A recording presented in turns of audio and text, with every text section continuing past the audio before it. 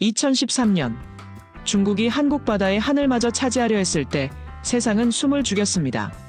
중국은 동중국해 방공식별구역 ADIZ를 일방적으로 선포했습니다. 지도 위에 그은 붉은 선 하나가 한국의 이어도상공을 통째로 삼키려 했습니다. 이 하늘은 우리 것이다. 그건 하늘 위에서 벌어진 무단 점령이자 선포 없는 침입이었습니다. 중국의 오만에 세계가 긴장했고 일본마저 말을 잃었습니다. 하지만 단 한 나라만이 총성 없는 전쟁에서 승리했습니다. 한국이었습니다. 한국은 그 자리에서 이미 주권을 증명하고 있었습니다. 어떻게 가능했을까요? 이야기 시작 전 구독, 좋아요는 큰 힘이 됩니다. 안녕하세요. 저는 이시카와 레이입니다. 2025년 3월 15일 오후 2시 47분 일본 해양연구개발기구의 상황실에서 저는 5번째 경고음을 들었습니다. 모니터 화면에는 중국 해경선 5척이 센카쿠 제도 인근 일본 영해로 침입하는 모습이 실시간으로 전송되고 있었어요. 파도 소리와 함께 들려오는 해상보안청의 경고방송이 귓가를 때렸죠. 붉은색 경고등이 깜빡이는 가운데 저는 이런 상황이 벌써 올해만 20번째라는 사실에 치를 떨었습니다.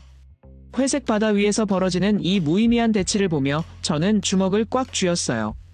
중국 선박들은 경고를 무시한 채 더 깊숙이 들어와 일본 어선들을 포위하고 있었습니다. 레이더 화면에 나타나는 붉은 점들이 점점 더 많아지는 걸 보며 가슴 한편으로는 분노가, 다른 한편으로는 무력감이 밀려왔어요. 우리는 도대체 언제까지 이런 식으로 대응해야 하는 걸까요? 상황실 안의 동료들 표정도 어두웠습니다. 사토 주임은 이마에 땀을 흘리며 해상보안청과 연락을 주고받고 있었고, 야마다 연구원은 중국 언론의 반응을 실시간으로 모니터링하고 있었어요. 모두의 얼굴에서 피로와 절망이 묻어났죠. 이런 일이 반복될 때마다 우리는 대응책을 찾지 못하고 있었거든요. 3시간 후 총리관저 지하 2층 위기관리센터에 긴급 소집되었습니다. 엘리베이터를 타고 내려가는 동안 저는 가슴이 답답했어요. 회의실 안은 무겁고 차가운 공기로 가득했습니다. 형광등 불빛 아래 둘러앉은 각 부처 관계자들의 얼굴은 모두 굳어 있었어요. 나카무라 해양청 차관이 두꺼운 보고서를 탁자에 내려놓으며 묵직한 소리를 냈습니다. 차관이 입을 열자 회의실이 더욱 조용해졌어요. 경제적 손실이 연간 2조엔을 넘어섰다는 충격적인 수치가 발표되었습니다.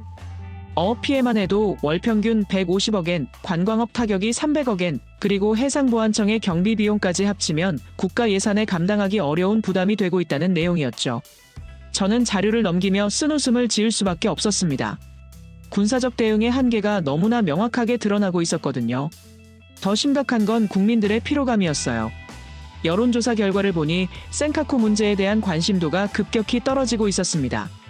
처음엔 분노했던 국민들도 이제는 무관심으로 돌아서고 있었어요. 매번 같은 패턴의 갈등과 대치만 반복되니까 지쳐버린 거죠. 정치인들조차 이 문제를 언급하기를 꺼리고 있었습니다. 그때 차관이 예상치 못한 말을 꺼냈어요. 한국에 이어도 해양과학기지를 조사해보자는 제안이었습니다. 회의실 안이 갑자기 조용해졌어요. 모두가 의아한 표정을 지으며 차관을 바라보았죠. 저 역시 당황스러웠습니다. 갑자기 왜 한국 이야기가 나오는 건지 이해할 수 없었거든요. 차관은 천천히 설명하기 시작했습니다. 센카쿠에는 총이 있지만 시료 지배의 실질적 성과는 미미하다고 분석했어요. 중국과의 갈등만 격화될 뿐 실제로 우리가 그 바다에서 얻은 건 거의 없다는 냉정한 평가였죠. 반면 한국은 총 없이도 이어도에서 20년간 흔들리지 않는 시료 지배를 이뤄냈다는 놀라운 사실을 제시했습니다. 저는 그 말을 들으며 고개를 숙일 수밖에 없었어요. 사실 저도 이어도에 대해서는 단편적인 정보만 알고 있었습니다. 제주도 남쪽 바다에 있는 한국의 해양시설 정도로만 생각했어요. 해양학을 전공한 저조차도 그저 관측소 하나 정도로 여겼던 게 사실이었죠. 하지만 차관의 설명을 듣고 보니 우리가 심각하게 놓친 게 있다는 생각이 들었습니다. 차관은 계속해서 설명했어요. 한국이 이어도에 기지를 세운 2003년부터 지금까지 중국이 여러 차례 도발했지만 한국은 단 한 번도 군사적 대응을 하지 않았다고 했습니다. 대신 과학적 근거와 국제법을 바탕으로 조용하지만 확고하게 자신들의 입장을 유지해왔다는 분석이었어요. 그 결과 지금은 누구도 이어도에 대한 한국의 관할권에 이의를 제기하지 않는다는 놀라운 성과를 이뤘다고 덧붙였습니다. 회의가 끝나고 나서 차관이 저를 따로 불렀어요. 이어도 현지 조사 임무를 맡겨주셨습니다. 한국 측과 협의해서 직접 가서 보고 오라는 지시였어요. 저는 잠시 망설였습니다.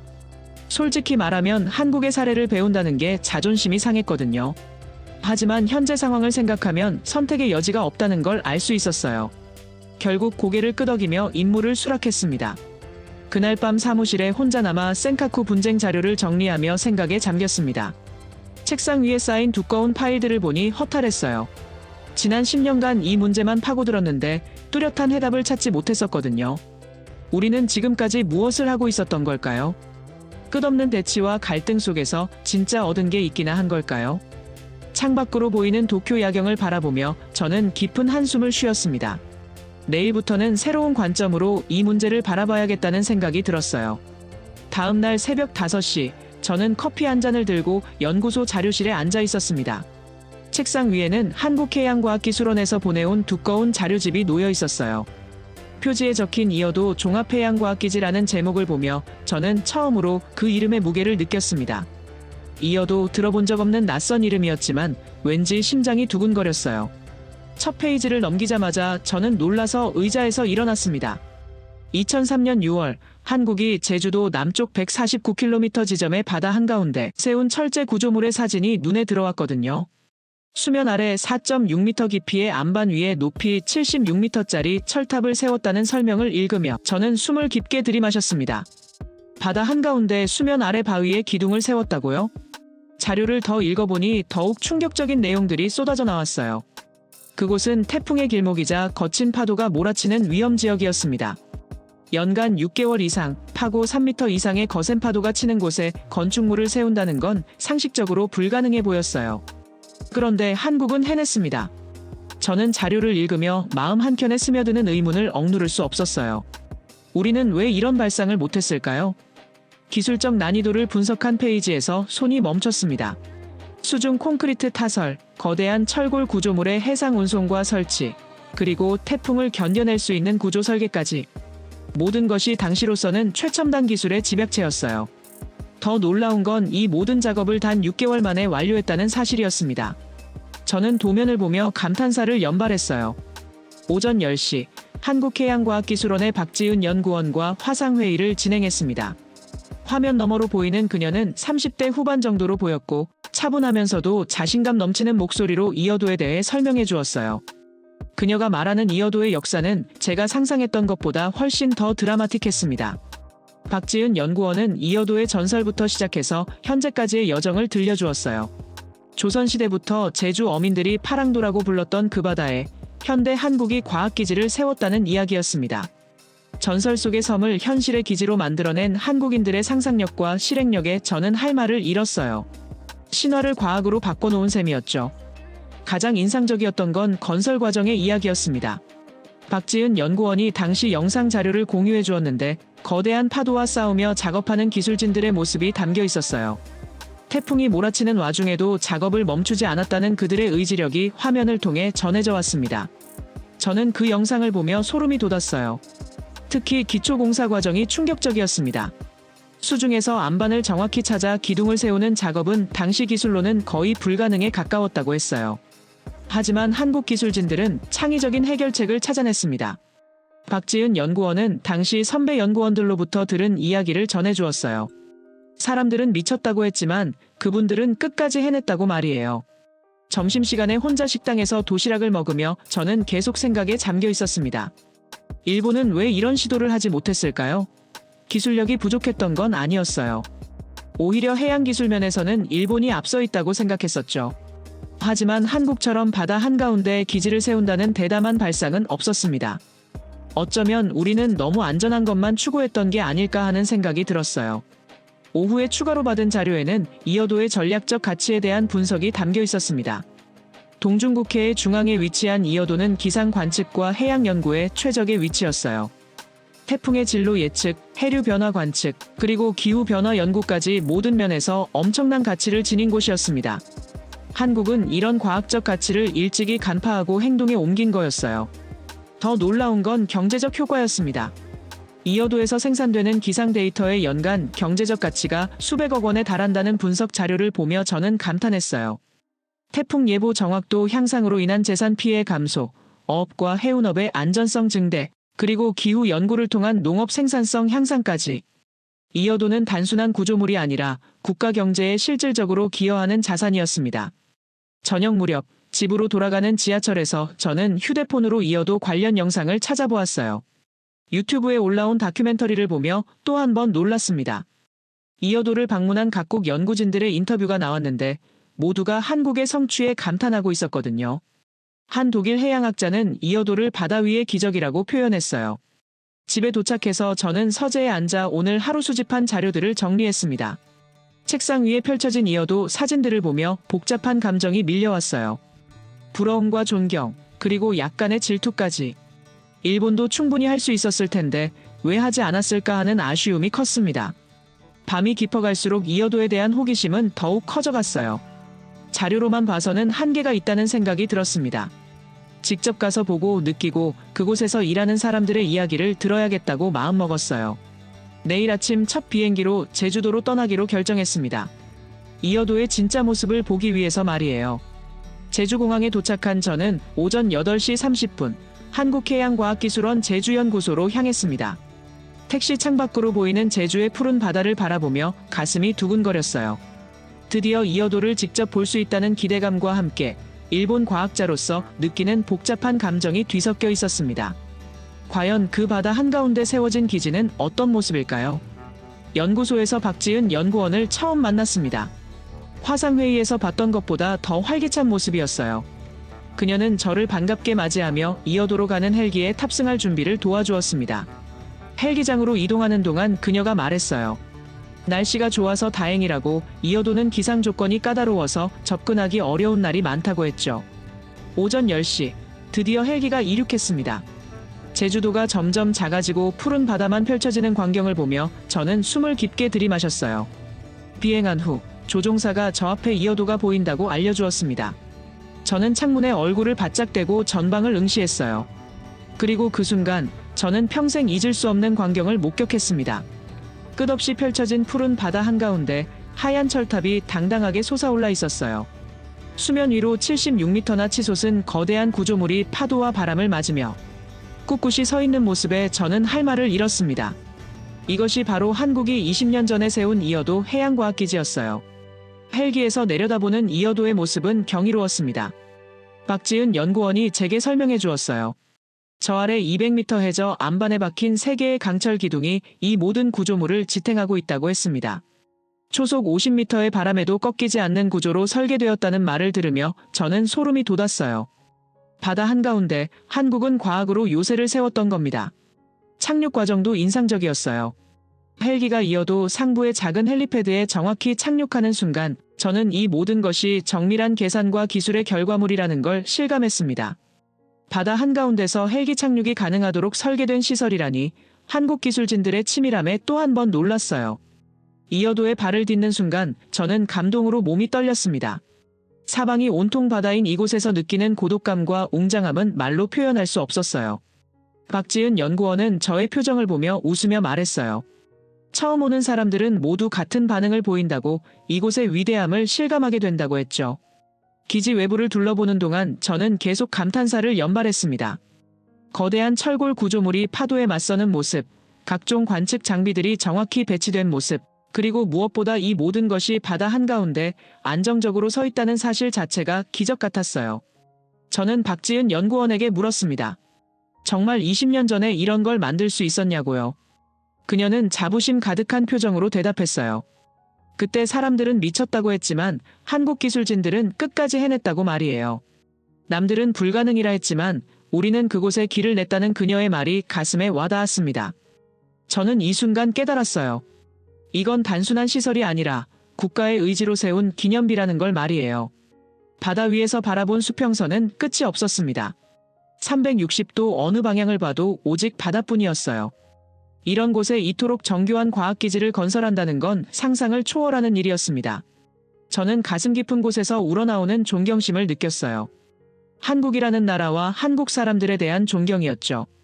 오후 햇살이 이어도 철탑에 반사되어 눈부시게 빛났습니다. 그 빛을 보며 저는 생각했어요.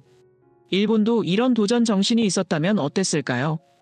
안전하고 확실한 것만 추구하지 말고 때로는 불가능해 보이는 일에도 도전하는 용기가 필요하지 않을까요? 센카쿠에서 벌이는 무의미한 대치보다 이런 창조적 도전이 훨씬 가치 있는 일이라는 생각이 들었습니다. 박지은 연구원이 저를 기지 내부로 안내하며 말했어요. 이제 진짜 이어도의 심장부를 보여주겠다고 했습니다. 저는 설렘을 감추지 못하고 그녀를 따라갔어요. 바다 한가운데 세워진 이 놀라운 구조물의 내부는 과연 어떤 모습일까요? 그곳에서 20년간 축적된 한국의 과학, 기술과 데이터를 직접 눈으로 확인할 수 있다는 기대감으로 가슴이 뛰었습니다.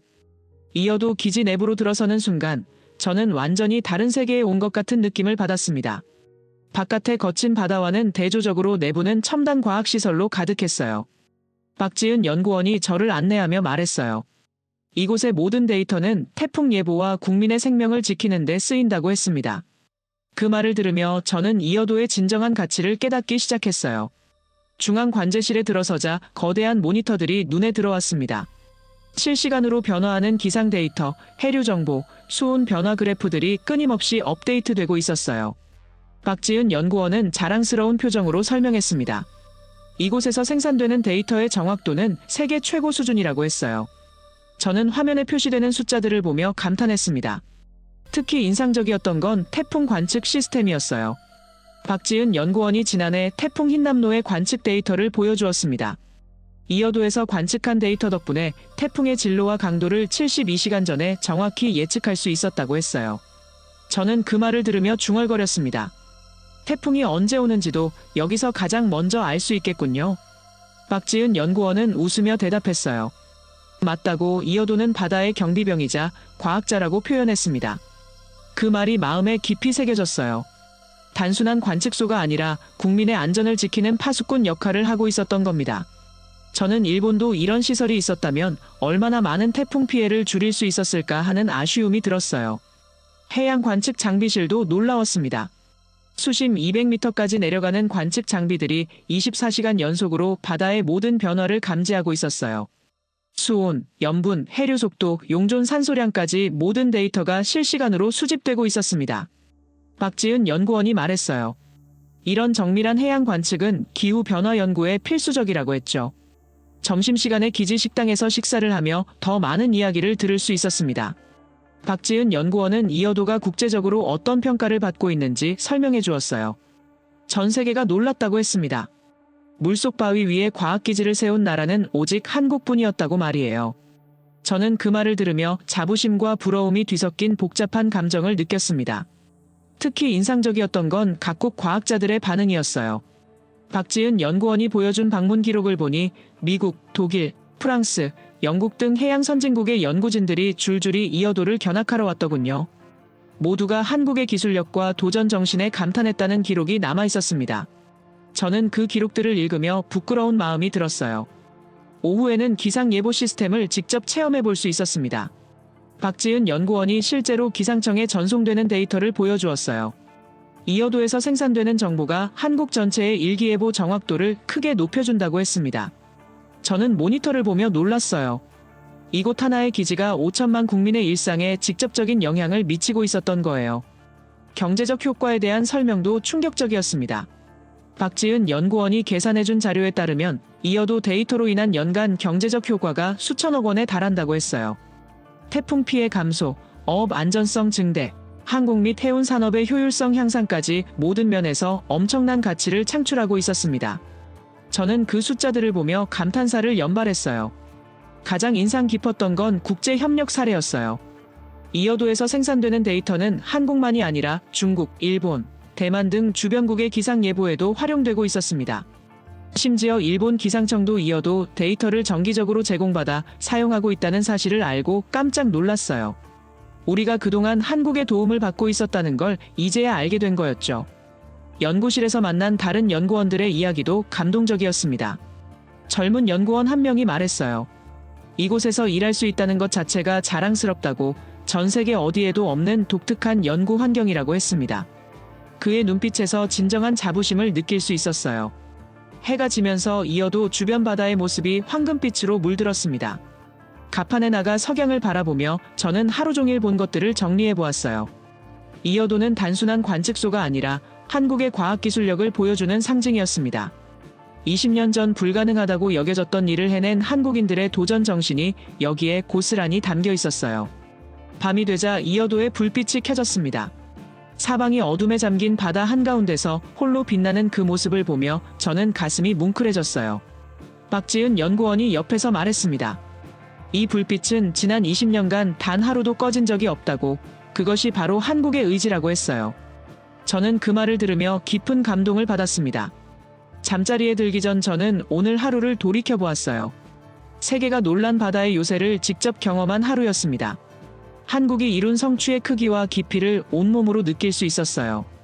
내일은 이어도의 또 다른 면모를 볼 수 있을 거라는 기대감으로 잠에 들었습니다. 이어도에서의 둘째 날 아침, 저는 박지은 연구원과 함께 역사 자료실에 앉아 있었습니다. 그녀가 두꺼운 파일을 펼치며 말했어요. 오늘은 이어도가 겪어온 시련과 도전의 역사를 들려주겠다고 했습니다. 저는 커피를 한 모금 마시며 그녀의 이야기에 집중했어요. 과연 어떤 일들이 있었을까요? 박지은 연구원은 차분한 목소리로 중국의 도발 이야기를 들려주기 시작했습니다. 2006년부터 중국이 이어도에 대해 문제 제기를 시작했다고 했어요. 중국은 말했죠. 그 바다는 우리 수역이라고 주장했다는 겁니다. 하지만 한국은 단호하게 대답했어요. 그곳은 우리 대륙봉 위에 있다고 반박했다고 했습니다. 저는 그 대화를 상상하며 긴장감을 느꼈어요. 가장 심각했던 건 2013년이었다고 했습니다. 박지은 연구원이 당시 기록을 보여주었어요. 중국이 하늘의 경계선인 방공식별구역 ADIG를 일방적으로 선포하면서 이어도 상공까지 포함시켰던 사건이었죠. 저는 그 지도를 보며 놀랐습니다. 중국이 얼마나 공격적으로 나왔는지 한눈에 알 수 있었거든요. 하지만 한국의 대응은 예상과 달랐어요. 박지은 연구원은 말했습니다. 우린 총 대신 지도를 바꿨다고 했어요. 한국은 군사적 대응 대신 즉시 자국의 방공식별구역인 KADIG를 확장했습니다. 이어도를 포함한 더 넓은 하늘을 자국구역으로 지정한 거예요. 저는 그 대응 방식에 감탄했습니다. 싸우지 않고도 정확히 자신의 입장을 증명해낸 거였죠. 더 놀라운 건 국제사회의 반응이었어요. 보여준 자료에 따르면 미국을 비롯한 서방 국가들이 한국의 입장을 지지했다고 했습니다. 이어도가 한국 대륙봉 위에 있다는 과학적 근거와 국제법적 정당성을 인정받은 거였어요. 저는 그 기록들을 읽으며 한국 외교의 수준 높음에 놀랐습니다. 중국의 도발은 그것만이 아니었어요. 중국 해경선들이 수차례 이어도 주변을 항해하며 압박을 가했다고 했습니다. 때로는 한국 어선들을 위협하기도 했다고 했어요. 하지만 이어도의 불빛은 꺼지지 않았다고 그녀가 강조했습니다. 그 불빛은 한국이 지켜온 바다의 등불이라는 표현이 가슴에 와닿았어요. 2016년에는 더욱 직접적인 도발이 있었다고 했습니다. 중국 전투기들이 이어도 상공을 침범하는 사건이 발생했다는 거예요. 저는 그 이야기를 들으며 가슴이 답답해졌습니다. 만약 일본이었다면 어떤 반응을 보였을까요? 아마 큰 논란과 갈등으로 번졌을 거라는 생각이 들었어요. 하지만 한국의 대응은 달랐어요. 한국은 외교적 항의와 함께 이어도의 과학적 중요성을 더욱 부각시키는 전략을 택했다고 했습니다. 군사적 대응보다는 국제사회의 이어도의 가치를 알리는 데 집중했다는 거예요. 저는 그 지혜로운 판단에 감탄했습니다. 특히 인상적이었던 건 한국의 꾸준한 노력이었어요. 박지은 연구원이 보여준 자료에는 이어도 관련 국제학술회의 해외 언론 보도, 각국 과학자들의 방문 기록 등이 상세히 정리되어 있었습니다. 한국은 조용하지만 지속적으로 이어도의 정당성을 국제사회에 알려나간 거였어요. 오후에는 실제 대응 사례를 더 자세히 들을 수 있었습니다. 박지은 연구원이 2019년 사건을 설명해 주었어요. 중국과 러시아 군용기가 연합으로 이어도 상공을 침범했던 사건이었죠. 당시 한국 공군이 경고 사격을 실시했다고 했습니다. 하지만 그 이후에도 이어도에서의 과학활동은 단 하루도 중단되지 않았다고 강조했어요. 가장 감동적이었던 건 연구원들의 의지였습니다. 박지은 연구원이 말했어요. 아무리 위험한 상황이 와도 이어도를 포기할 생각은 없다고, 이곳은 한국 과학의 자존심이라고 했습니다. 그 말을 들으며 저는 마음 깊은 곳에서 존경심이 우러나는 걸 느꼈어요. 저녁 무렵, 이어도 갑판에서 바다를 바라보며 박지은 연구원과 대화를 나누었습니다. 그녀가 말했어요. 중국의 압박은 계속되고 있지만 한국은 흔들리지 않는다고, 과학과 진실은 힘보다 강하다는 믿음이 있다고 했습니다. 저는 그 말을 들으며 센카쿠에서의 우리 상황과 비교해 보았어요. 우리는 군사력으로 대응하려 했지만 별다른 성과를 거두지 못했습니다. 오히려 갈등만 깊어졌죠. 반면 한국은 과학과 외교로 자신들의 위치를 확고히 했어요. 어느 쪽이 더 현명한 접근인지는 너무나 명확했습니다. 밤이 되어 이어도에 불빛이 켜졌습니다. 박지은 연구원이 저에게 말했어요. 저 불빛을 보라고. 지난 20년간 단 한 번도 꺼진 적이 없는 불빛이라고 했습니다.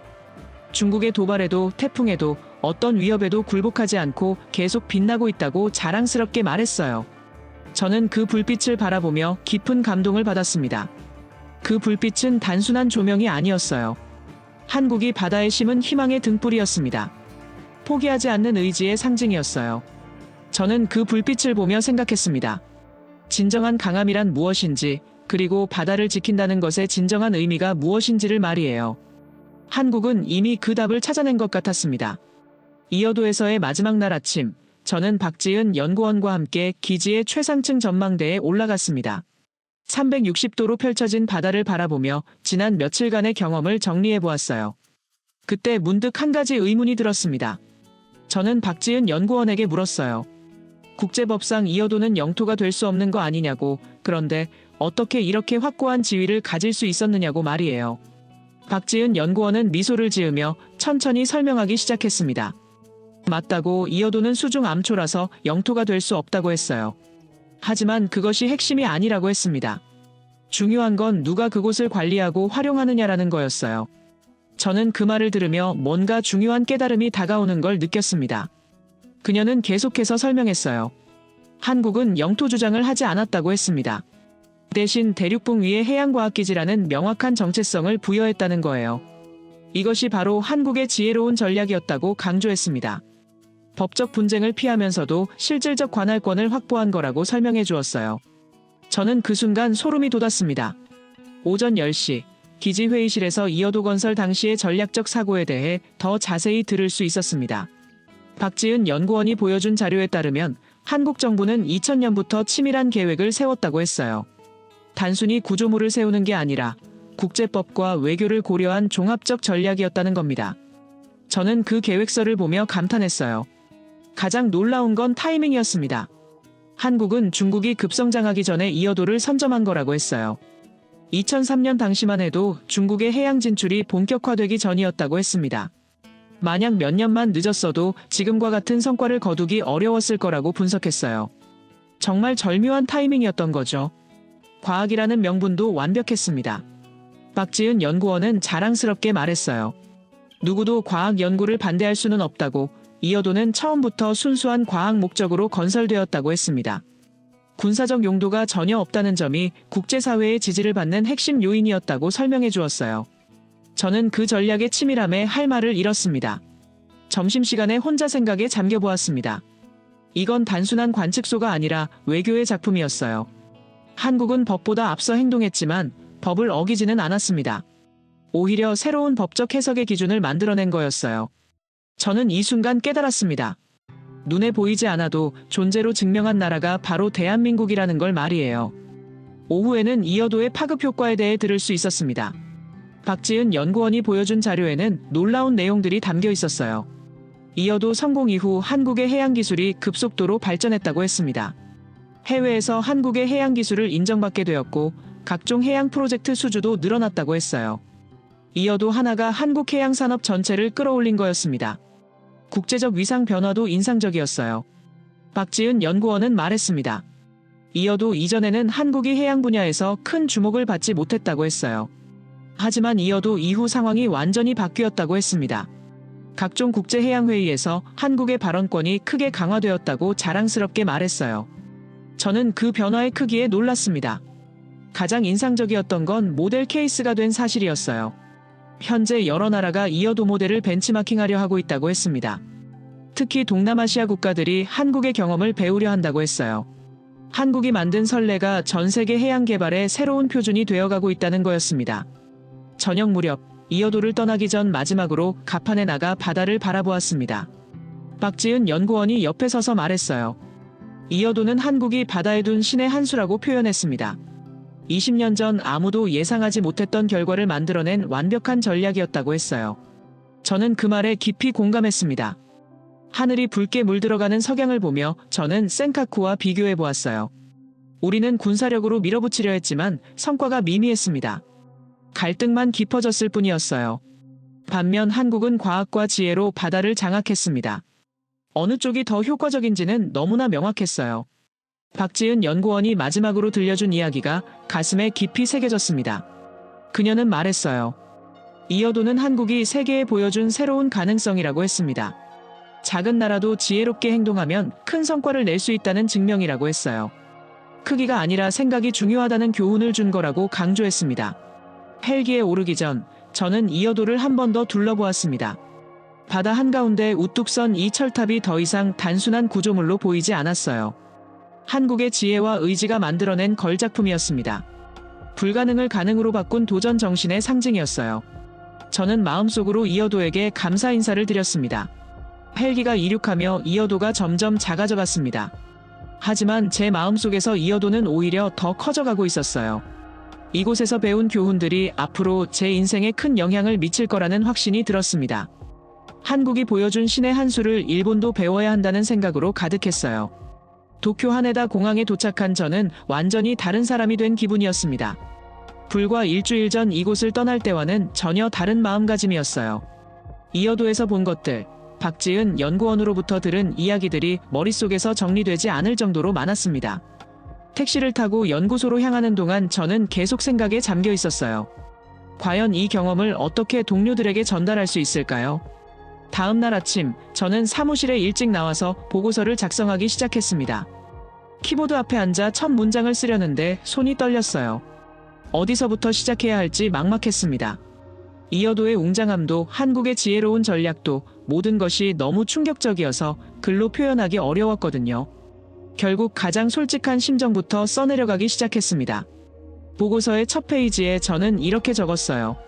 일본의 센카쿠 대응이 근본적으로 잘못되었다고 생각한다고 말이에요. 우리는 지금까지 군사적 관점에서만 접근했지만 한국은 과학과 외교로 훨씬 큰 성과를 거두었다는 내용이었습니다. 그 문장을 쓰며 저는 동료들의 반응이 걱정되었어요. 하지만 진실을 말해야 한다는 책임감이 더 컸습니다. 오전 10시, 나카무라 차관이 제 사무실로 찾아왔습니다. 예정보다 이른 방문이었어요. 차관은 의자에 앉으며 물었습니다. 어땠느냐고, 이어도에서 무엇을 보고 왔느냐고 했어요. 저는 잠시 망설였습니다. 어떻게 설명해야 할지 정리가 안 되었거든요. 결국 가장 인상적이었던 장면부터 이야기하기 시작했습니다. 저는 차관에게 이어도의 첫인상을 설명했어요. 바다 한가운데 우뚝 선 철탑의 모습, 그곳에서 24시간 생산되는 과학 데이터의 가치, 그리고 20년간 단 한 번도 꺼지지 않은 불빛의 의미까지 말이에요. 차관은 진지한 표정으로 제 이야기를 들어주었습니다. 때로는 놀라는 표정을 짓기도 했어요. 특히 차관이 관심을 보인 건 한국의 대응 전략이었습니다. 저는 2013년 중국의 방공식별구역 선포 당시 한국의 대응을 자세히 설명했어요. 총 대신 지도를 바꿨다는 박지은 연구원의 말을 전해주니 차관도 감탄하는 표정을 지었습니다. 우리가 놓친 지혜로운 접근법이라고 중얼거렸어요. 점심시간에 동료들과 함께 식사를 하며 이어도 이야기를 나누었습니다. 사토 주임은 믿기 어렵다는 반응을 보였어요. 정말 바다 한가운데 그런 시설을 세울 수 있느냐고 물었습니다. 야마다 연구원은 한국의 기술력에 대해 의문을 표했어요. 저는 그들의 반응을 보며 일주일 전 제 모습을 떠올렸습니다. 저도 처음엔 그랬거든요. 오후 2시, 드디어 공식 보고회가 시작되었습니다. 회의실에는 해양청 간부들과 연구소 주요 인사들이 모여 있었어요. 저는 준비한 프레젠테이션을 시작했습니다. 첫 슬라이드에는 이어도의 전경사진을 넣었어요. 참석자들이 모두 놀라는 표정을 지었습니다. 실제로 보면 더 웅장하다고 설명해 주었어요. 보고서의 핵심은 한국의 전략 분석이었습니다. 저는 차근차근 설명했어요. 한국이 어떻게 영토 분쟁을 피하면서도 시료 지배를 달성했는지, 과학이라는 명분이 얼마나 강력했는지, 그리고 국제사회의 지지를 어떻게 확보했는지를 말이에요. 회의실 안이 조용해졌습니다. 모두가 진지하게 들어주고 있었어요. 가장 중요한 순간이 왔습니다. 나카무라 차관이 물었어요. 그래서 결론이 무엇이냐고, 우리가 배워야 할 점이 무엇이냐고 했습니다. 저는 깊게 숨을 들이마시고 단호히 말했습니다. 한국은 싸우지 않고 바다를 지켰다고, 그게 진짜 강함이라고 대답했어요. 회의실 안이 더욱 조용해졌습니다. 저는 계속해서 설명했어요. 센카쿠에서 우리가 벌이고 있는 무력 시위는 의미가 없다고 했습니다. 오히려 갈등만 깊어질 뿐이라고 분석했어요. 한국처럼 창조적이고 건설적인 접근이 필요하다고 강조했습니다. 일부 참석자들이 불편한 표정을 지었지만 저는 멈추지 않았어요. 한 간부가 반박했습니다. 센카쿠는 이어도와 상황이 다르다고, 우리에겐 영토 주권이 걸린 문제라고 했어요. 저는 그 말에 대답했습니다. 바로 그 고정관념이 문제라고, 한국은 영토 주장 없이도 더 큰 성과를 거뒀다고 설명했어요. 실용적 접근이 원칙론보다 효과적일 수 있다고 강조했습니다. 보고회가 끝난 후 나카무라 차관이 저를 따로 불렀어요. 차관실에서 개인적인 대화를 나누었습니다. 차관은 솔직하게 말했어요. 제 보고서가 충격적이었다고, 지금까지 생각해보지 못한 관점이었다고 했습니다. 하지만 쉽게 바뀔 수 있는 문제는 아니라고도 덧붙였어요. 저는 차관에게 부탁했습니다. 적어도 한국의 사례를 더 연구해보자고, 우리도 창조적 대안을 모색해보자고 했어요. 센카쿠 문제를 근본적으로 재검토할 필요가 있다고 강조했습니다. 차관은 고개를 끄덕이며 검토해보겠다고 약속해 주었어요. 그날 저녁 집으로 돌아가는 길에 저는 복잡한 심정이었습니다. 보고서는 전달했지만 과연 변화가 있을지 확신할 수 없었어요. 하지만 적어도 문제 제기는 했다는 만족감이 있었습니다. 이어도에서 배운 교훈을 동료들과 나눌 수 있었다는 보람도 느꼈어요. 밤늦게 서재에서 이어도 사진들을 다시 보며 저는 다짐했습니다. 앞으로도 계속해서 한국의 사례를 연구하고 일본이 나아갈 방향을 모색하겠다고 말이에요. 한국이 보여준 지혜와 용기를 일본도 배워야 한다는 신념으로 가득했습니다. 변화는 작은 것부터 시작된다고 믿으며 잠자리에 들었어요. 보고서를 제출한 지 한 달이 지났습니다. 저는 여전히 연구소에서 일상을 보내고 있었지만 마음속에는 큰 변화가 일어나고 있었어요. 매일 아침 사무실에 와서 센카쿠 관련 뉴스를 볼 때마다 이어도와 비교하게 되었습니다. 똑같은 바다인데 왜 이렇게 다른 결과를 낳고 있을까 하는 생각이 계속 들었어요. 어느 금요일 오후, 저는 혼자 회의실에서 이어도 영상을 다시 재생하고 있었습니다. 박지은 연구원이 보내준 최신 영상이었어요. 태풍이 몰아치는 가운데서도 이어도는 꿋꿋이 서 있었습니다. 거센 파도가 철탑을 덮쳐도, 폭풍이 휘몰아쳐도 그곳에는 여전히 불빛 하나가 깜빡이고 있었어요. 저는 그 장면을 보며 가슴이 뭉클해졌습니다. 문득 창밖을 바라보니 도쿄만이 보였습니다. 잔잔한 바다 위로 석양이 지고 있었어요. 저는 혼잣말처럼 중얼거렸습니다. 우린 싸우려 바다로 나갔고 그들은 배우려 바다로 나갔다고 말이에요. 같은 바다를 보고도 이렇게 다른 접근을 할 수 있다는 게 신기했습니다. 그때 노크 소리가 들렸어요. 나카무라 차관이 들어오셨습니다. 차관은 제 옆에 앉으며 물었어요. 아직도 이어도 생각을 하고 있느냐고 했습니다. 저는 솔직하게 대답했어요. 매일 생각하고 있다고, 그곳에서 배운 것들을 잊을 수가 없다고 말했습니다. 차관이 말했어요. 지난 한 달 동안 제 보고서를 여러 번 읽어봤다고 했습니다. 처음엔 받아들이기 어려웠지만 시간이 지날수록 일리가 있다는 생각이 든다고 하셨어요. 특히 한국의 장기적 전략이 인상적이었다고 평가했습니다. 저는 그 말을 들으며 안도감을 느꼈어요. 차관은 계속해서 말했습니다. 최근 내각에서도 센카쿠 문제에 대한 새로운 접근법을 모색하고 있다고 했어요. 군사적 대응만으로는 한계가 있다는 인식이 확산되고 있다는 것이었습니다. 제 보고서가 그런 논의에 작은 도움이 되었다고 격려해 주셨어요. 그날 저녁 집으로 돌아가는 지하철에서 저는 박지은 연구원에게 문자를 보냈습니다. 안보 인사와 함께 이어도에서 배운 것들을 일본에서 전파하고 있다고 전했어요. 곧 답장이 왔습니다. 기쁘다는 내용이었어요. 바다는 모든 나라의 것이니까 함께 지혜를 나누자는 따뜻한 메시지였습니다. 주말에 저는 가족과 함께 바닷가로 나들이를 갔습니다. 아내와 아이들이 파도와 놀고 있는 동안 저는 혼자 해변에 앉아 생각에 잠겼어요. 이어도를 다녀온 후 바다를 보는 제 시각이 완전히 바뀌었다는 걸 실감했습니다. 바다는 더 이상 영토 다툼의 무대가 아니라 인류 공동의 자산이라는 생각이 들었어요. 아이가 저에게 달려와 물었습니다. 아빠, 바다 저 멀리에는 뭐가 있어요? 저는 미소를 지으며 대답했어요. 다른 나라 사람들이 살고 있다고, 그들도 우리처럼 바다를 사랑한다고 말했습니다. 아이는 고개를 끄덕이며 다시 파도 속으로 뛰어갔어요. 그 모습을 보며 저는 희망을 느꼈습니다. 월요일 아침 사무실에서 새로운 보고서 작성을 시작했습니다. 이번에는 동아시아 해양 협력에 관한 제안서였어요. 이어도 모델을 바탕으로 한 다국가 공동 연구 프로젝트를 제안하는 내용이었습니다. 갈등 대신 협력을, 대립 대신 공존을 추구하는 새로운 패러다임을 만들어보자는 것이었어요. 동료들과 아이디어를 나누며 점점 구체적인 계획이 세워졌습니다. 한국의 이어도처럼 순수 과학 목적의 해양 관측망을 구축하자는 제안이었어요.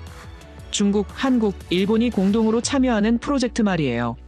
사토 주임도 야마다 연구원도 점차 관심을 보이기 시작했습니다. 어느 날 오후, 박지은 연구원으로부터 이메일이 왔습니다. 한국에서 동아시아 해양협력 심포지엄을 개최한다는 소식이었어요. 일본 측 대표로 참석해달라는 초청이었습니다. 저는 망설임 없이 참석하겠다고 답했어요. 다시 한번 한국의 지혜를 배우고 싶었거든요. 심포지엄 준비를 하며 저는 많은 자료를 읽었습니다. 세계 각국의 해양 분쟁 사례와 해결 방안들을 연구했어요. 흥미롭게도 성공적으로 해결된 사례들은 모두 한 가지 공통점이 있었습니다. 힘보다는 지혜를, 대립보다는 협력을 선택했다는 점이었어요. 밤늦게 서재에서 이어도 사진을 다시 보며 저는 깨달았습니다. 이어도는 단순한 해양기지가 아니라 새로운 철학의 상징이었어요. 바다와 함께 사는 법, 자연과 조화롭게 공존하는 법, 그리고 다른 나라와 평화롭게 지내는 법을 보여주는 교과서 같은 존재였습니다. 창밖으로 도쿄의 야경이 보였습니다. 수많은 불빛들이 반짝이고 있었어요. 그 불빛들을 보며 저는 이어도의 불빛을 떠올렸습니다. 바다 한가운데서 20년간 꺼지지 않고 빛나고 있는 그 작은 등불을 말이에요. 그것은 희망의 상징이었습니다. 제 마음속에서도 하나의 불빛이 켜졌습니다. 이어도에서 배운 바다의 철학을 일본에 전파하겠다는 의지의 불빛이었어요. 센카쿠의 회색 파도 위에서 저는 처음으로 진정한 존경이라는 감정을 느꼈습니다. 한국이라는 나라와 한국 사람들에 대한 깊은 존경이었죠. 앞으로 갈 길이 멀다는 걸 알고 있습니다. 하지만 이어도가 보여준 가능성을 믿고 있어요. 바다는 모든 인류의 것이고 우리는 함께 그것을 지켜나가야 한다고 생각합니다. 한국이 심은 지혜의 씨앗이 동아시아 전체로 퍼져나가기를 간절히 바라며 저도 그 일에 작은 보탬이 되고 싶습니다. 끝까지 시청해주셔서 감사합니다. 영상이 좋았다면 구독과 좋아요, 그리고 알림 설정도 잊지 마세요. 여러분의 따뜻한 응원이 저희를 계속 움직이게 합니다.